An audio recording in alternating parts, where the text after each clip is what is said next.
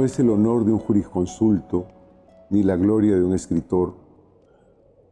Apenas el regocijo de un maestro, cuyo ocio más noble, no se engañen, rehúye toda devoción pedagógica o júbilo que procuran clásicos y contemporáneos. Nada parece alejarlo más de los dioses que la esforzada rutina diaria de roer cada día el mismo hueso. Sacar la barra de la horqueta, golpear el saco o parar un penaltí con la tribuna en contra. Sabe bien que ninguna victoria lo espera. No obstante, abandona esta habitación puntualmente cada día para lidiar con los privilegios de la molicie y del abatimiento.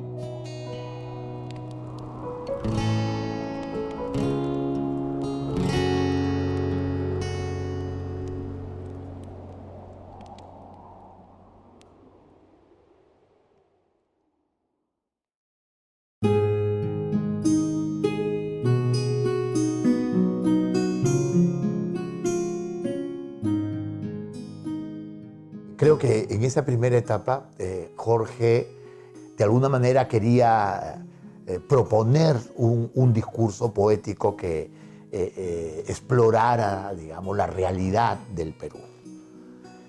Pero pronto, creo yo, saludablemente además, eligió llevar la poesía a un terreno mucho más personal, a un terreno mucho más necesario. Y aparece el libro Ítaca, que es un excelente libro. Creo que al mismo tiempo Jorge halla en ese libro una voz austera, una voz lacónica, una poesía directa, una poesía sin adornos, pero al mismo tiempo una poesía de profundidad, ¿no? Y una poesía que tiene un temblor emocional que es muy importante. Y creo que esa etapa tiene su culminación en el libro que aparece después, ya varios años después, ya en los 90, que es Territorio, ¿no?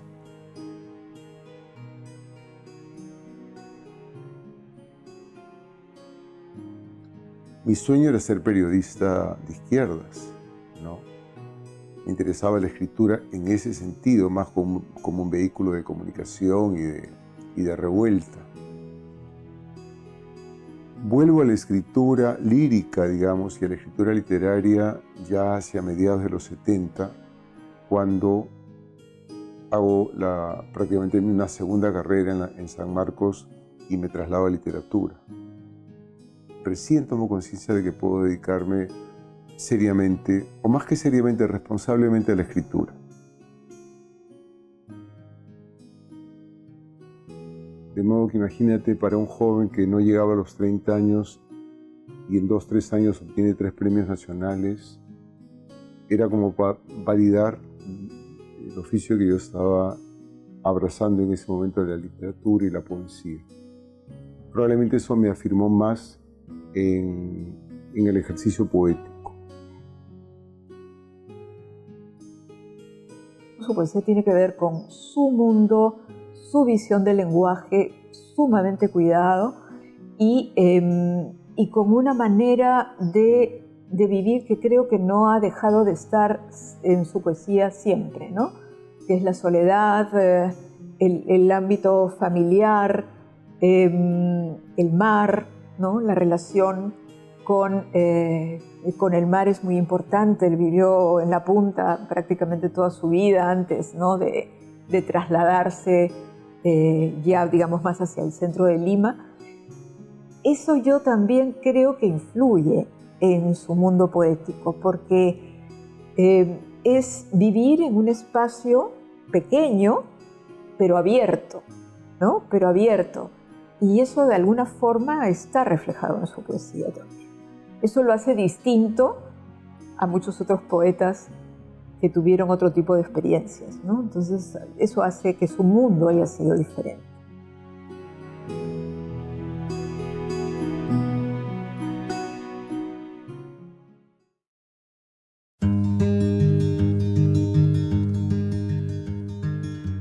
Siendo profesor, me enamoro de la docencia.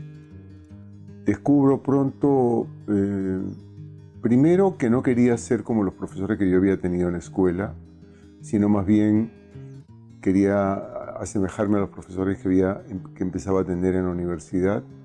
Profesores que con pocos recursos y con una voluntad a prueba de balas, se mantuvieron fieles a la enseñanza, ¿no? Yo diría en primer lugar Washington Delgado, maestro y gran poeta. Su bonomía, su generosidad y su sabiduría me apabullaron. Y yo me quedé deslumbrado cuando lo conocí.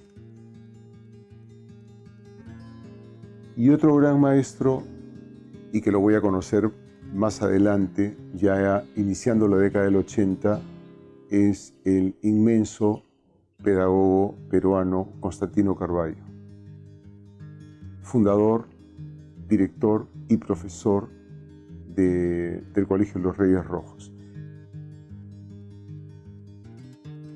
Él desde que salió de la universidad empezó a enseñar. Primero como profesor en colegios, después en la universidad, pero el compromiso con la docencia, la entrega a lo que significa la docencia, el contacto, el vínculo con los jóvenes, con las nuevas generaciones es increíble, ¿no? Es un profesor, o sea, que parte de la experiencia, utiliza mucho la experiencia para llegar a la teoría, eso es algo inédito. Toda su clase consistía de pronto en contar alguna anécdota y esa anécdota te relacionaba con un libro y el libro te generaba una expectativa inusual, ¿no? Yo siempre voy a recordar con agrado, o sea, cómo es que él entraba al salón, no saludaba, o sea, simplemente pasaba la lista y de pronto empezaba a contar una historia y era tan envolvente el método que utilizaba que yo dije, miércoles, o sea, este es un profesor que no me ha tocado jamás, ¿no? Yo creo que es un tipo que sabe para qué camino de la literatura, del arte o en sí de tu vida, o sea, te podría guiar. Y él no sé si sea consciente de eso, pero creo que con su sola forma de ser lo transmite y lo transmite bastante bien, ¿no? Sí, yo creo que Jorge es definitivamente un gran forjador de vocaciones, ¿no? Por el mismo hecho de que se ha dedicado a contagiar el hábito de la lectura en sus alumnos, ¿no? Y en sus lectores, ¿no? Si bien es cierto, el maestro es un ente importante en la sociedad, convertirlo en un agente cultural, según la visión de Jorge Eslava, es hacerlo el centro de todo. Un agente cultural transforma, ¿verdad? Transforma, crea, cambia. Entonces, que nosotros los docentes nos sintamos ser agentes culturales, pues nos inspira, trascendemos a toda la práctica pedagógica. Entonces, es lo que él siempre habla, ¿no? De revalorar lo que es el maestro, el rol del maestro, ¿no? Tener un maestro que sepa de todo y que pueda transformar en el aula, que no sea solo un enlace para dictarnos conocimientos, sino que transforme, que crea.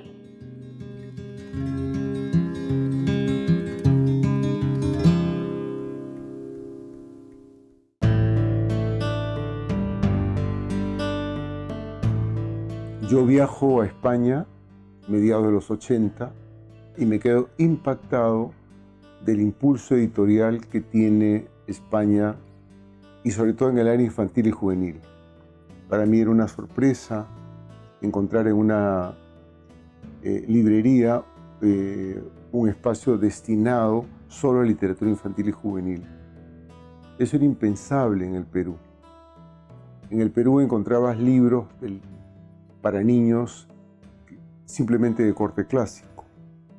De modo que llego a Lima, resuelto a fundar una editorial, le di 1000 vueltas al nombre hasta que doy con Colmillo Blanco y fundo la editorial Colmillo Blanco, inicialmente destinado solo a publicar libros para niños y jóvenes.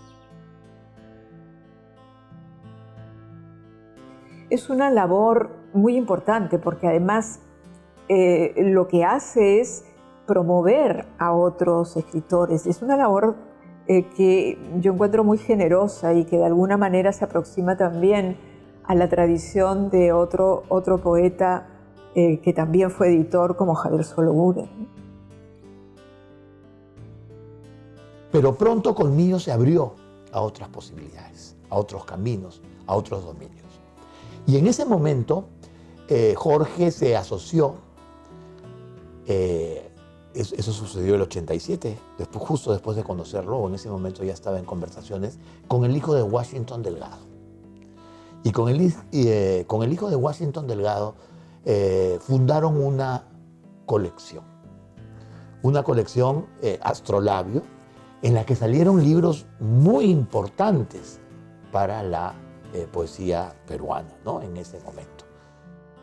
Y yo creo que en ese momento la editorial Colmillo Blanco era la editorial más importante, más exigente, más rigurosa, y que además en su austeridad, porque no eran libros, digamos, lujosos, en su austeridad cuidaba mucho los detalles, ¿no? Las carátulas, la identidad de los libros, ¿no? Todos con grabados antiguos, ¿no? Que le daban un sello, le daban una identidad, una personalidad a los libros. De modo que el abanico de Colmillo Blanco, sin proponérmelo, creció y terminó convirtiéndose, me da orgullo moderado decirlo, convirtiéndose en un sello, yo creo que importante, decisivo en esos caóticos y críticos años 80, ¿no?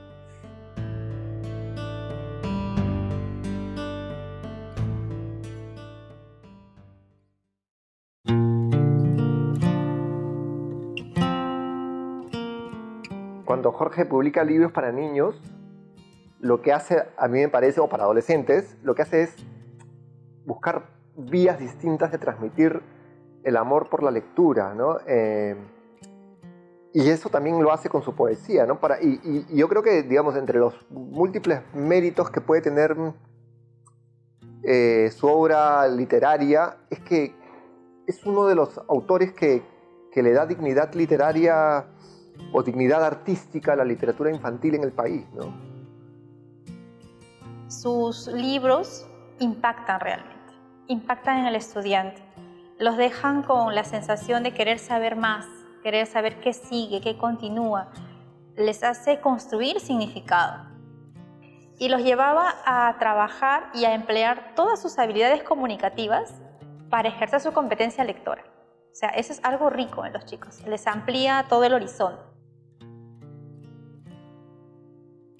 Tengo la sensación que hay dos grandes momentos. Un primer momento en el que me interesa sobre todo el sentido del humor, un sentido del humor afilado que busca decapitar un poco algunas nociones adultas.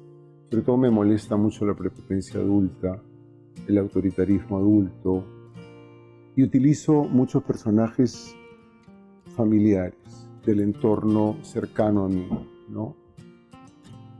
Y luego hay un segundo periodo que están más vinculados a una preocupación de carácter sociológico, político. Y empiezo a preocuparme por asuntos delicados que atañen a los sectores vulnerables como la infancia o la adolescencia.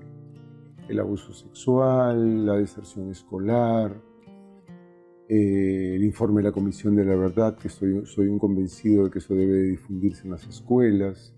Entonces, frente a estos problemas de carácter político y social, me siento en la obligación de apuntar más a una visión que ilumine algunos rincones oscuros de nuestra historia y de dar a conocer un mundo más cercano de lo real. Realmente él conecta de una manera única con su público, con los chicos, tanto niños como adolescentes, e igualmente con los docentes, a los que les facilita mucho la tarea por escribir sobre temas a veces complejos de una manera tan sencilla de entender y que hace que tengamos tanta afinidad desde el primer momento. Por eso yo creo que el aporte de Jorge en la literatura peruana ha sido muy importante, no solamente porque es sumamente prolífico, tiene una capacidad enorme para producir, para hacer temas, para inventarlos, para estar siempre en el momento actual y en los temas más delicados y tratarlos de una manera muy precisa y muy cercana.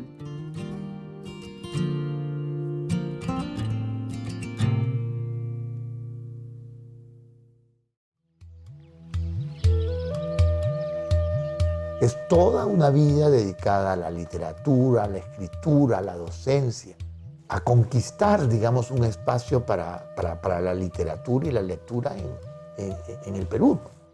Entonces, en ese sentido, creo que ha sido una extraordinaria elección la de la Casa de la Literatura.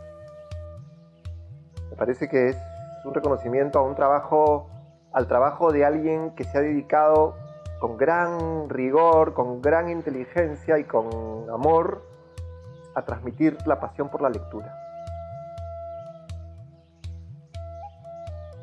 No puedo más que estar de acuerdo, ¿no? Sobre todo por la diversidad de trabajos o de funciones que ha cumplido dentro del campo de la literatura y de la escritura, ¿no? Es un maestro, es un autor de relatos, es un poeta, es un hombre sensible y es un editor. Creo que esa multiplicidad lo hace obviamente merecedor del premio.